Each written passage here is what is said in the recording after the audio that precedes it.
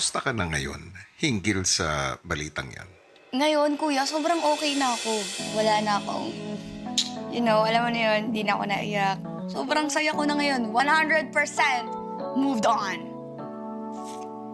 Alam mo ko kaya ba't din ako mabilis naka-moved on sa kanya? Kasi, unang-una, 3 months kaming walang communication at all. Hindi naging kami. Nagkamali lang din siya. Kasi tao lang naman siya, kuya. Pero still, super bait nung lalaki na yun, kuya. Wala din naman ako masabi sa kanya. Kasi hindi naman kami committed both. Hindi yun naman po kami that time. So, ang niloko niya, sarili niya, kuya, hindi po ako. Sa ngayon, paano mo pinapahalagahan ang puso at sarili mo? Focus lang sa career. Focus lang sa kung anong sinimulan ko. Focus din sa kung sino yung mga nakapaligid sa akin. Mga true friends ko. Nag-i-stick ako sa mga taong